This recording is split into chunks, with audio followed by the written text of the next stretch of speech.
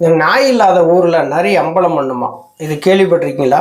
அதே மாதிரி கதை தான் இங்கே இருக்குது. கடம்பூர் ராஜு வந்து பேசியிருக்கிறார். 1998 பாஜகவினுடைய ஆட்சியை கவிழ்த்தி அம்மா வந்து ஒரு வரலாற்று பிழையை செஞ்சிட்டாங்க அப்படின்னு சொல்லியிருக்கிறாரு. அதை பற்றி நம்ம பார்க்க போகிறோம். அனைவருக்கும் வணக்கம். தொடர்ந்து ஆதரவளித்து வர அனைத்து அன்புள்ளங்களுக்கும் மிக்க நன்றி. ஃபஸ்ட் டைம் இந்த சேனலை நீங்கள் பார்க்குறீங்க அப்படின்னா சப்ஸ்கிரைப் பண்ணி நீங்கள் பாருங்கள். வாங்க வீடியோக்குள்ளே போகலாம். புரட்சி தலைவி அம்மா அவர்கள் வந்து மிகப்பெரிய வரலாற்று பிழையை செஞ்சிட்டார் அப்படின்னு சொல்லி ரொம்ப ஆதங்கப்பட்டிருக்காரு கடம்பூர் ராஜ். அவரே வந்து சொல்கிறாரு, 1998 புரட்சி தலைவி அம்மா அவர்கள் வந்து வாஜ்பாயினுடைய அரசை, பிஜேபி அரசை கவிழ்த்தி ஒரு வரலாற்று பிழையை செஞ்சிட்டார் அப்படின்னு சொல்லி அவர் வந்து பேசியிருக்கிறாரு. நான் ஏற்கனவே சொன்னது மாதிரி தான், இந்த நாய் இல்லாத ஊரில் வந்து நிறைய அம்பலம் பண்ணும்ல, அதே மாதிரி கதையாக தான் இன்றைக்கி ஒரு தலைமை ஒரு ஆளுமையாக இல்லாததுனால இன்றைக்கி யார் என்னென்னமெல்லாம் வந்து பேச ஆரம்பிச்சிட்டாங்க. இன்றைக்கி இது அம்மா இருக்கும்போது பார்த்திங்கன்னா நமக்கு வந்து பொறுப்புகள் இருக்குமா, இன்றைக்கி இருக்குமா, நாளைக்கு போயிருமா, நமக்கு வந்து எம்எல்ஏ சீட்டு கிடைக்காம போயிருமா, நம்ம வந்து அமைச்சராக இருக்கிறோமே, நம்ம தொடர்ந்து 5 வருஷம் இருப்போமா அப்படிலாம் சொல்லி ஒரு பயத்தோட அம்மா வந்துட்டாங்க அப்படின்னா வாழை சுருட்டிக்கிட்டு உட்காந்துருந்த ஆட்க இன்றைக்கி என்னென்னமோ பேச ஆரம்பிச்சிட்டாங்க. தலைமை அப்படி இருக்குல்ல, தலைமை அப்படி இருக்கும்போது கீழே இருக்கிற ஆட்க என்ன பண்ணுவாங்க? இப்போ அத்திக்கடவு அவிநாசி திட்டத்தை வந்து நிறைவேற்றினதுக்காக அங்கே இருக்கக்கூடியவங்கெல்லாம் வந்து எடப்பாடி பழனிசாமி கூப்பிட்டு ஒரு பாராட்டு விழா நடத்தினாங்க இல்லையா? அந்த பாராட்டு விழாவும் பார்த்திங்கன்னா புரட்சித் தலைவி எம்ஜிஆரோடமும் புரட்சித் தலைவி அம்மா ஒரு படமும் வந்து இல்லை. இப்போ தலைமையே அப்படி இருக்கும்போது கீழே இருக்கிற ஆட்க எப்படி இருப்பாங்க? இப்போ அதிமுகவில் இருக்கக்கூடிய மாவட்ட செயலர்கள் ஒரு சில வந்து வால் போஸ்ட் அடிக்கிறதுல கூட பார்த்திங்கன்னா, அந்த பேனர் வைக்கிறதெல்லாம் பார்த்திங்கன்னா அம்மா படமும் இருக்க மாட்டேங்குது, எம்ஜிஆர்களுடைய படமும் இருக்க மாட்டேங்குது. அவர்கள் பின்னாடி வந்து இருக்கிறவங்க எப்படி இருப்பாங்க? இப்போ அம்மாவையே வந்து விமர்சனம் பண்ணுற அளவுக்கு வந்துட்டார் கடம்பூர் ராஜ். 98 அந்த பாஜக ஆட்சியை வந்து கவிழ்த்துனது அம்மா வந்து ஒரு வரலாற்று பிழையை செஞ்சிட்டாங்க அப்படின்னு சொல்கிறாங்க. இன்றைக்கி தொண்டர்கள் பூரா கொதிச்சுக்கிட்டு இருக்காங்க. அம்மா வந்து இப்படிலாம் நீங்கள் விமர்சனம் பண்ணுறீங்க, அம்மா இருக்கும்போது நீங்கள் எப்படிலாம் இருந்தீங்கன்னு தெரியுமா? உடனே வந்து இது நீங்கள் வாபஸ் பெறுங்க, இல்லைன்னா வந்து நீங்கள் மன்னிப்பு கேளுங்க அப்படின்னு சொல்லி அதிமுகவுடைய தொண்டர்கள் பூராமே வந்து கடம்பூர் ராஜுக்கு வந்து கண்டனத்தை தெரிவிச்சுட்டே இருக்கிறாங்க. 1998 தமிழ்நாட்டில் வந்து முதலமைச்சராக இருக்கக்கூடிய ஒரு கலைஞர் கருணாநிதி அவர்கள், அவருடைய அராஜக போக்கு, இங்கே திமுகவுடைய ஆட்சியில் வந்து சட்ட ஒழுங்கு பிரச்சனை, இதெல்லாம் வந்து திமுகவை எப்படியாவது வீழ்த்தணும் அப்படின்னா இப்போ பிஜேபியோட கூட்டணி வச்சா நல்லது அப்படிங்கிறதுனால புரட்சித் தலைவி அம்மா அவர்கள் வந்து அப்போ நடந்த பாராளுமன்ற தேர்தலில் 98 நடந்த பாராளுமன்ற தேர்தலில் ஒரு கூட்டணி வைக்கிறாங்க. கூட்டணி வைக்கிறதுக்கு யாரை அனுப்புகிறாங்க, கூட்டணியை உறுதிப்படுத்த யாரை அனுப்புகிறாங்க அப்படின்னா தம்பிதுரையை தான் அனுப்புகிறாங்க. தம்பிதுரை இங்கேருந்து போகிறாரு, போய் வந்து வாஜ்பாய் அவர்களையும் அத்வானி அவர்களையுமே வந்து சந்தித்து நாங்கள் உங்களோட கூட்டணி வச்சுக்கிறோன்னு சொல்லி அம்மா வந்து சொன்னாங்க. அதை வந்து அவங்கள்ட்ட தெரியப்படுத்தும் போது சரி ரைட்டு ஓகே கூட்டணின்னு சொல்லிட்டு கூட்டணி வந்து உறுதிப்படுத்திட்டாங்க. 1998 அதிமுக பாஜக கூட்டணி இங்கே பாராளுமன்ற தேர்தலை தமிழகத்தில் சந்திக்குது. 30 இடங்களில் வந்து அதிமுக பாஜக கூட்டணி வெற்றி பெறுது. அதில் அதிமுகன்னு சொல்லி பார்த்தீங்கன்னா 18 இடங்களில் வந்து வெற்றி பெறுது. அப்போ வந்து மத்திய அமைச்சரவையில் வந்து இங்கே அப்போதையும் வந்து சட்டத்துறை அமைச்சராக இருந்தவர்னு சொல்லி பார்த்தீங்கன்னா தம்பிதுரை தான் சட்டத்துறை அமைச்சராக இருந்தார். இதில் வந்து தமிழ்நாட்டில் பார்த்திங்கன்னா அந்த காவிரி பிரச்சனை, காவிரி நதிநீர் பிரச்சனை வந்து மிகப்பெரிய அளவில் விஸ்வரூபம் அப்போமே வந்து எடுக்க ஆரம்பிச்சிருச்சு. அப்போ தமிழ்நாட்டில் முதலமைச்சராக இருக்கிறவர் யார் அப்படின்னா கலைஞர் கருணாநிதி அவர்கள் வந்து இருக்கிறாங்க. வாஜ்பாய் அவர்கள்ட்ட போய் நேரடியாகவே போய் அந்த காவிரி பிரச்சனையை பற்றி ஏதோ வந்து பேசி அதில் ஒரு சமரசம் ஏற்படுற சூழ்நிலை வந்து ஏற்பட்டிருக்கு. தமிழ்நாட்டினுடைய பிரச்சனையை திமுக வந்து விட்டு கொடுக்குது, மாநில சுயாட்சியை வந்து விட்டு கொடுக்குற மாதிரி இருக்குது அப்படின்னு சொல்லி புரட்சித் தலைவி அம்மா அவர்கள் வந்து என்ன பண்ணுறாங்க, ஒரு கூட்டணி கட்சிக்குள்ளே நாங்கள்லாம் இருக்கிறோம், எங்களை அழைக்காமல் இந்த மாதிரி நேரடியாகவே வந்து நீங்கள் முதலமைச்சரை சந்தித்து நீங்கள் ஒரு பேச்சுவார்த்தைகள் நடத்துறீங்க அப்படின்னா எங்கள் கூட்டணி கட்சிகளுக்கு என்ன மரியாதை அப்படிங்கிற மாதிரி கேட்க ஆரம்பிச்சிட்டாங்க. அந்த சமயத்தில் பார்த்தீங்கன்னா பிஜேபியிலேருந்து வெளியில் வந்து ஒரு ஜனதா கட்சி அப்படிங்கிறது ஆரம்பித்து அதில் வந்து ஏறு உழவன் சின்னத்தில் வந்து சுப்பிரமணிய சுவாமி வந்து போட்டியிட்டார் மதுரை தொகுதியில். அப்போ அவர் வந்து வெற்றி பெறாரு. அவருக்கு வந்து நிதியமைச்சர் பொறுப்பு கொடுக்கலாம் அப்படிங்கிற மாதிரியான ஒரு பேச்சுகளுமே வந்து அடிபட்டது. அதாவதுன்னா மாநில சுயாட்சிக்கு எதிராக யார் செயல்பட்டாலுமே புரட்சித் தலைவி அம்மா அவர்களுக்கு வந்து பிடிக்காது.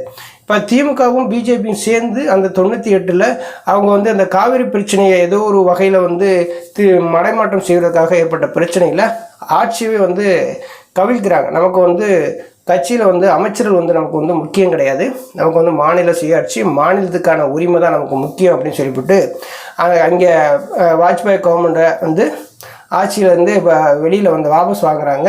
நம்பிக்கையில்லா தீர்மானம் வந்து கொண்டு வராங்க. ஒரு ஓட்டில் வந்து அரசு வந்து கவிழ்ந்துருது.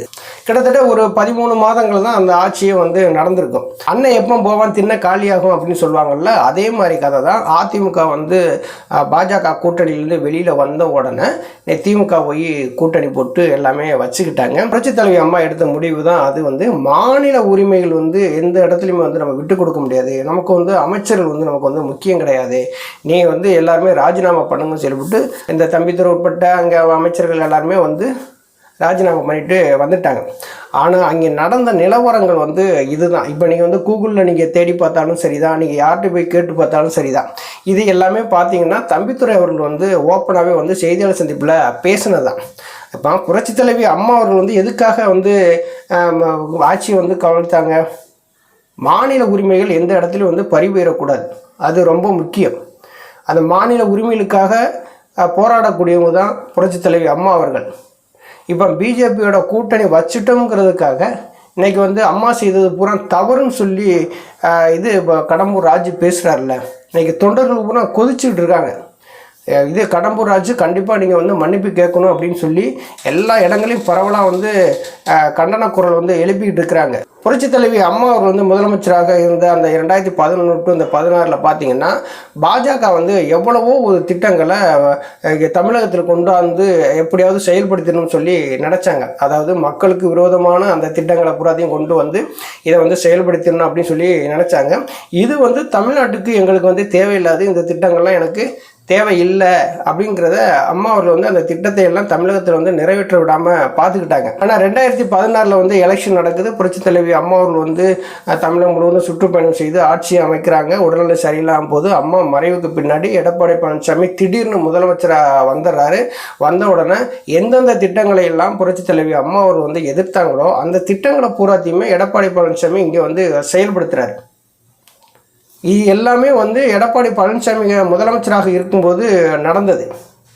அப்போ இப்போ வந்து புரட்சித் தலைவி அம்மா அவர்கள் வந்து உயிரோடு இல்லை அப்படிங்கிறதுக்காக எதை வேணாலும் வந்து பேசிட முடியாதுல்ல.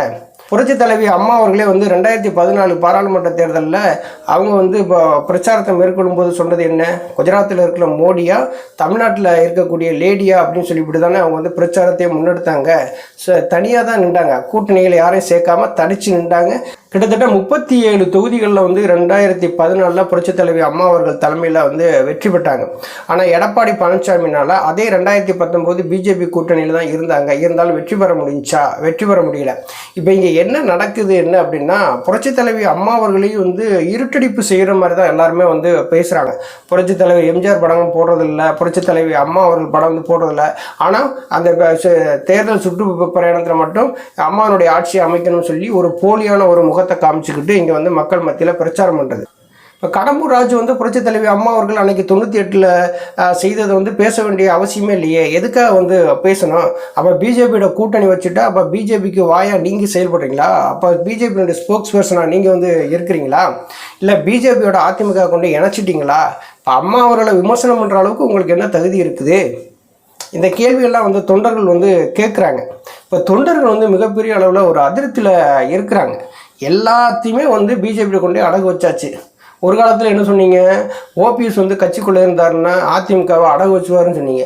அதுக்கப்புறம் என்ன சொன்னீங்க? கூட்டணி வைக்க நிர்பந்திப்பாருன்னு சொன்னீங்க. இப்போ பிஜேபியோட கூட்டணி வச்சுட்டீங்க. பிஜேபியோட கூட்டணி வச்ச உடனே நீங்கள் வந்து யோக்கியவனாக மாறிட்டீங்க. பிஜேபிக்காரர்களுடைய மனசை வந்து சந்தோஷப்படுத்துறதுக்கும் மகிழ்ச்சிப்படுத்துறதுக்கும் இது புரட்சித் தலைவி அம்மா அவர்களை விமர்சனம் பண்ண வேண்டிய அவசியம் எங்கேருந்து வந்தது? 98 ஆட்சியை கவிழ்த்தாங்க, அது வரலாற்று பிழைன்னு சொன்னால், இப்போ நீங்கள் புரட்சித் தலைவி அம்மா அவர்கள் பிஜேபியோட எந்த காலத்துலேயும் ஒட்டுமில்ல உறவுமில்ல கூட்டணியை வைக்க மாட்டேன்னு சொன்னாங்களே, அதன் பிரகாரம் வந்து நீங்கள் வந்து பிஜேபியோட கூட்டணி வைக்காமல் இருந்திருக்கணும். இந்த சட்டசபை தேர்தல் எதுக்கு நீங்கள் வந்து கூட்டணி வைக்கிறீங்க?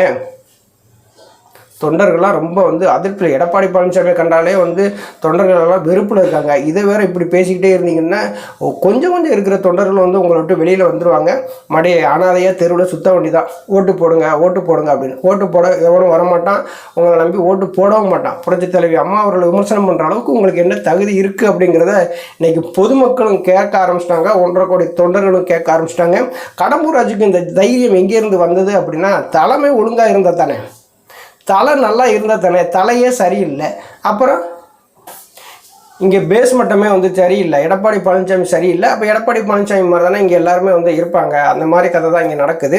98 நடந்த நிகழ்வு வந்து கடம்பூர் ராஜு பேசுகிறாரு அப்படின்னா அதற்கு பின்னாடி நடந்த நிகழ்வுகள், அம்மா செய்த சாதனைகள், அம்மா வந்து எப்படி வந்து கட்சியை வழிநடத்தி போனாங்க, எப்படியெல்லாம் கூட்டணி வச்சாங்க அப்படிலாம் சொல்லி நினச்சி பார்த்துருந்தாங்கன்னா கடம்பூர் ராஜு இந்த மாதிரியான செயல்கள்லாம் செஞ்சுருக்க மாட்டார். இப்படி அம்மா வந்து விமர்சனம் பண்ணியிருக்க மாட்டார். பொறுத்திருந்து பார்ப்போம். நன்றி, வணக்கம்.